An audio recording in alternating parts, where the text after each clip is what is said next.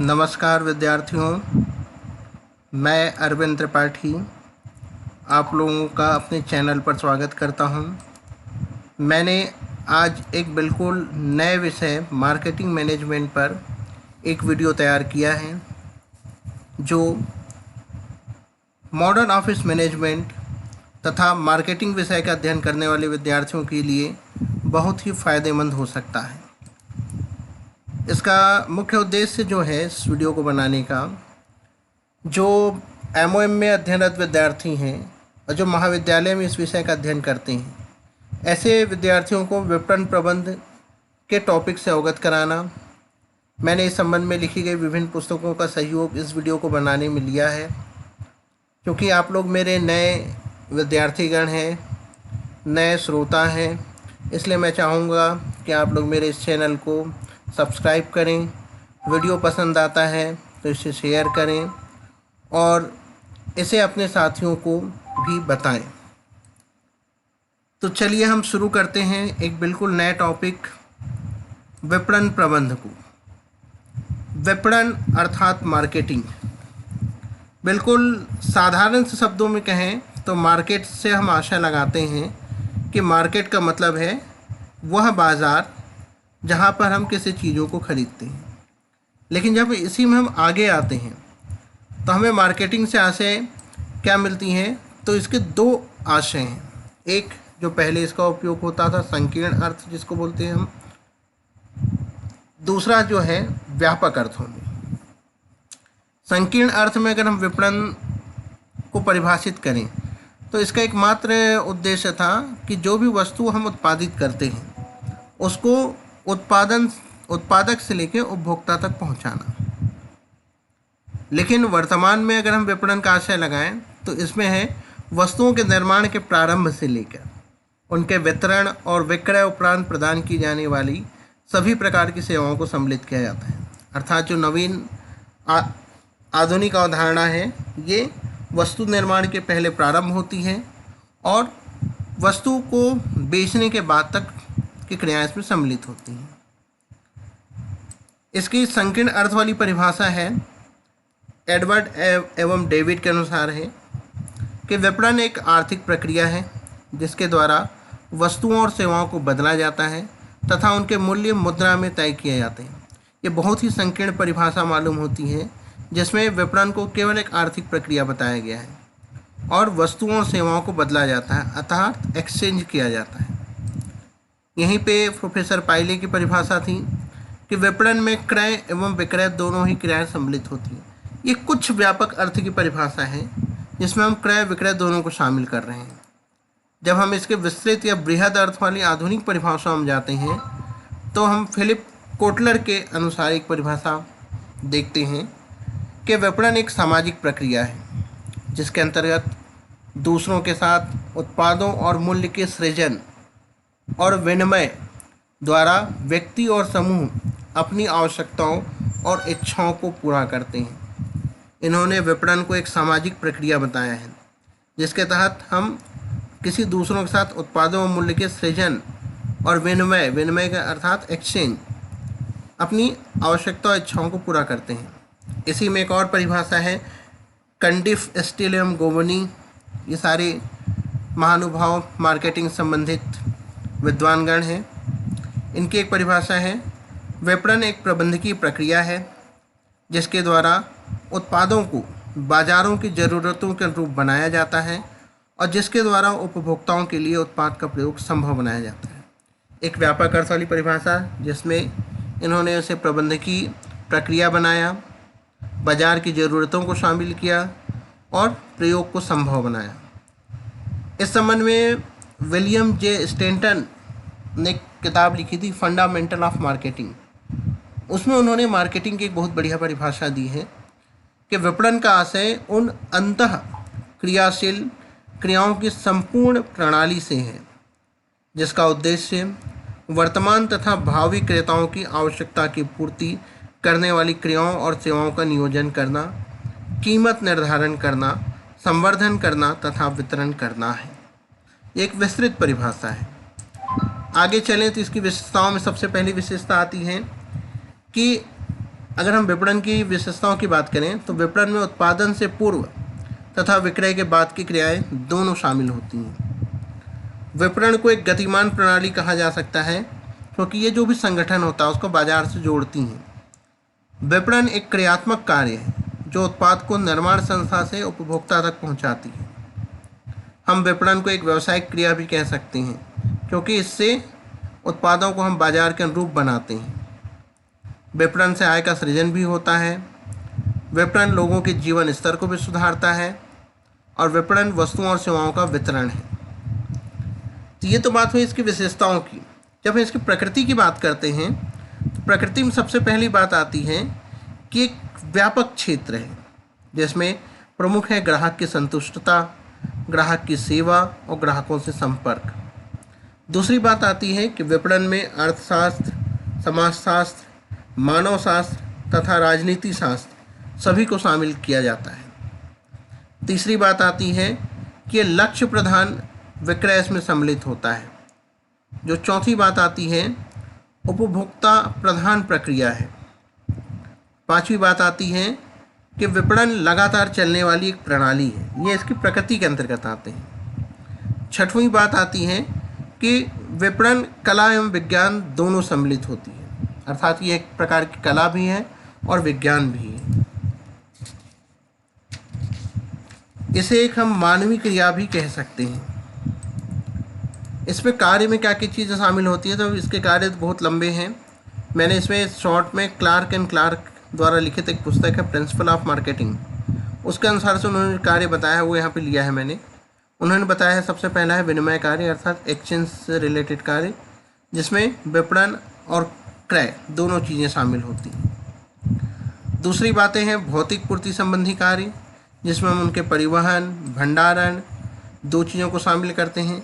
तीसरी और महत्वपूर्ण चीज़ है सुगमता प्रदान करने वाले कार्य। इसमें वित्त संबंधी कार्य है, जोखिम उठाना है, बाजारों से सूचना एकत्र करना, उसकी व्याख्या करना तथा उसी के अनुसार उत्पाद तैयार करना है और उनका प्रमाणीकरण कराना है। अब बात आती है कि विपणन अवधारणा से क्या अर्थ है, अर्थात मार्केटिंग कॉन्सेप्ट क्या होता है। तो व्यवसाय के क्षेत्र में ग्राहकों के निरंतर बढ़ते हुए महत्व ने व्यवसाय में इस नवीन चिंतन को जन्म दिया है जिसे विपणन अवधारणा कहते हैं। अर्थात मार्केटिंग का कॉन्सेप्ट क्या होता है, एक नवीन चिंतन है।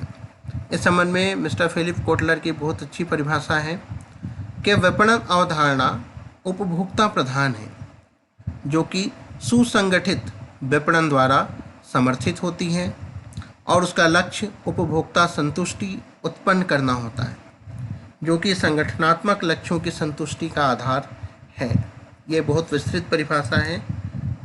इसकी विशेषताएं क्या क्या होती हैं, तो विपणन अवधारणा जो है, मार्केटिंग कॉन्सेप्ट जो है, विपणन की जितनी भी क्रियाएं होती हैं, चाहे क्रय हो, विक्रय हो या विक्रय के पश्चात की सेवा हो, उसका सार होता है। यह एक सुदृढ़ विपणन व्यवस्था पर आधारित होता है, मतलब बहुत अच्छी विपणन व्यवस्था होनी चाहिए। यह उचित लाभार्जन की अवधारणा पर कार्य करता है। पहले उपभोक्ता उत्पादक का ये विचार रहता था कि उसे ज़्यादा से ज़्यादा लाभ हो, लेकिन आज उत्पादक का विचार बदल गया है। आज उसका मुख्य है कि ग्राहक संतुष्ट हो।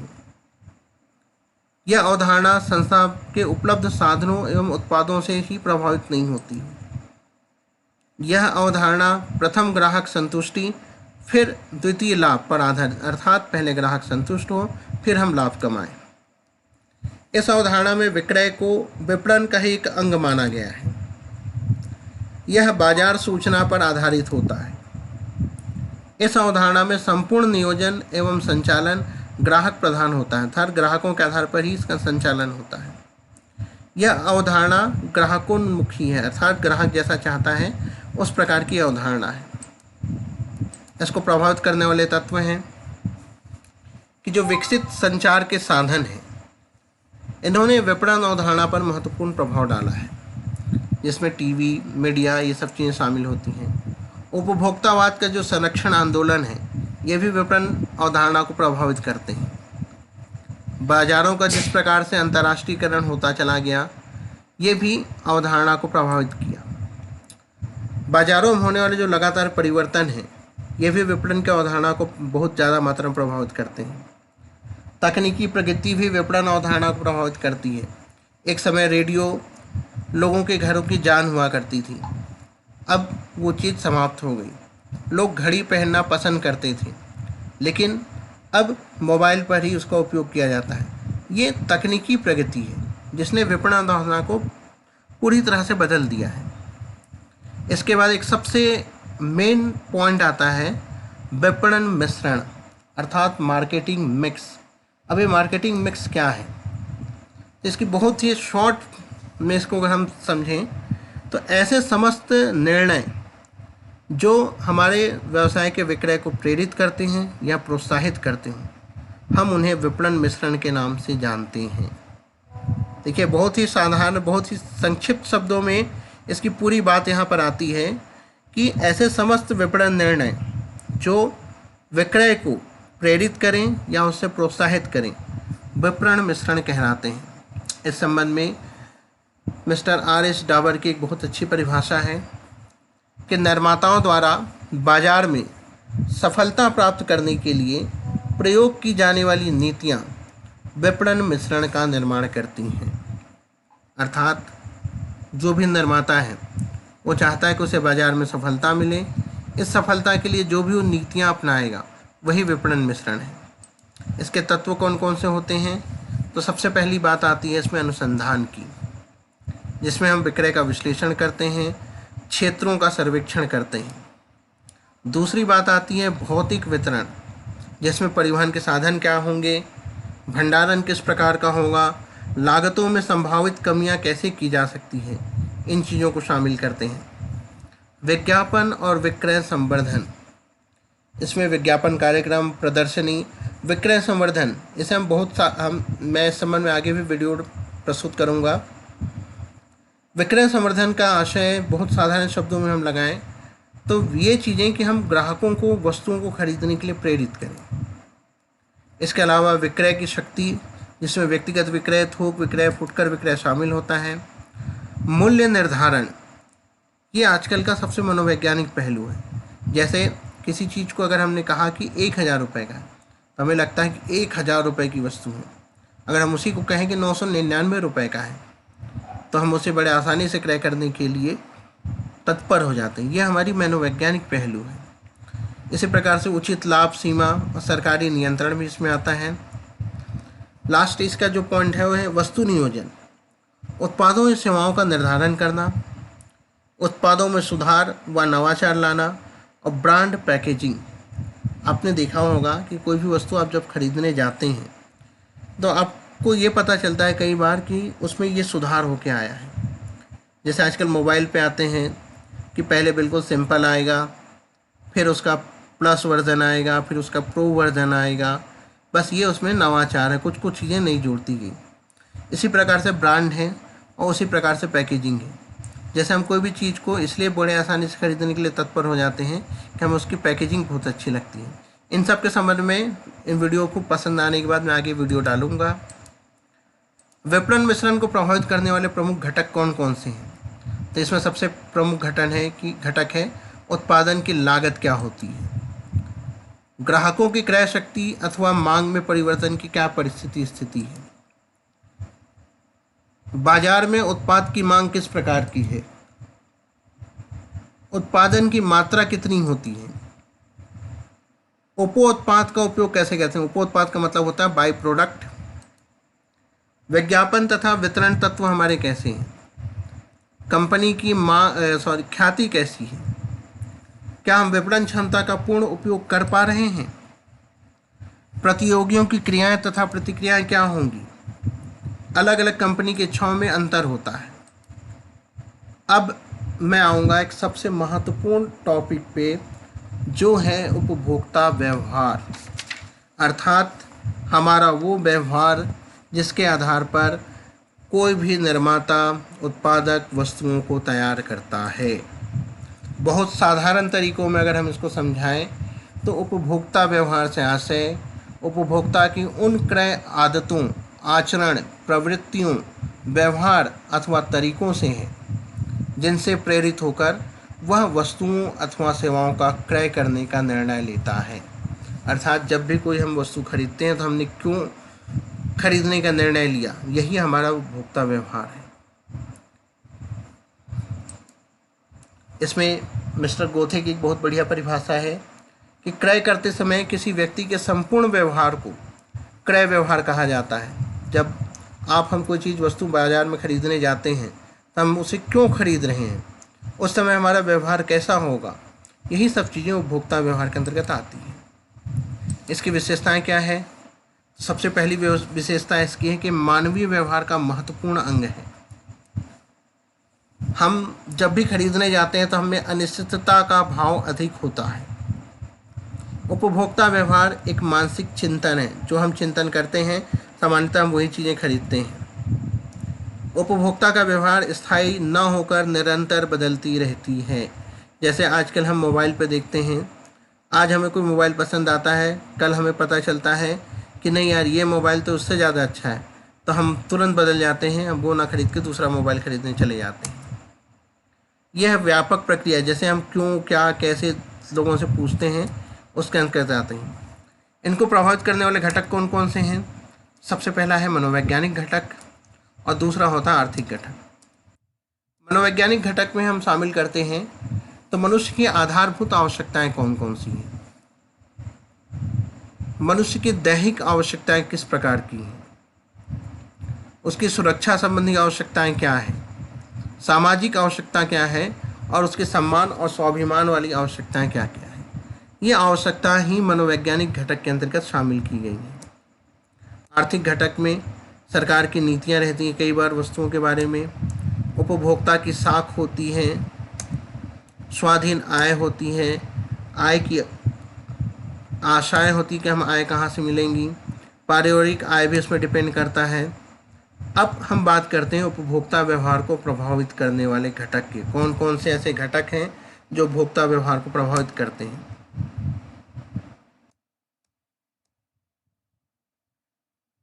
अब हम अगर आगे बात करें तो क्रय व्यवहार के अनुसार उपभोक्ताओं को वर्गीकरण हम किस प्रकार से कर सकते हैं।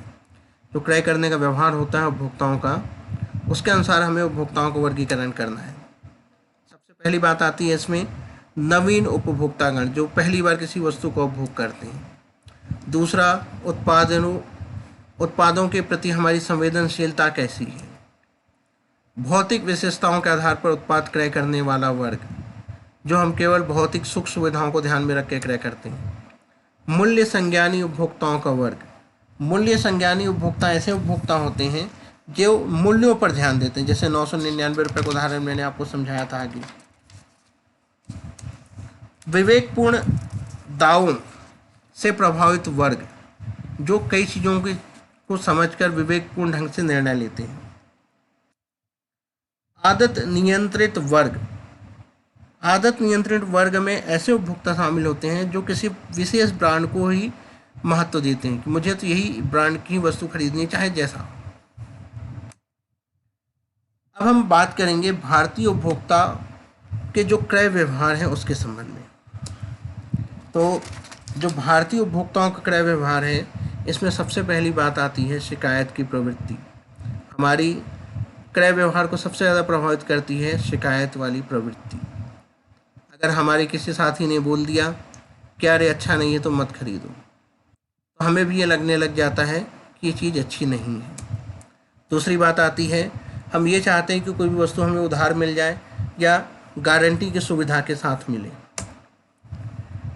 हमारे यहाँ पर क्रय के प्रति स्त्रियों की महत्वपूर्ण भूमिका होती है। हम कोई भी चीज़ खरीदना चाहते हैं तो हम सामान्यतः स्त्रियों की पसंद के आधार पर उन चीज़ों को खरीदना चाहते हैं।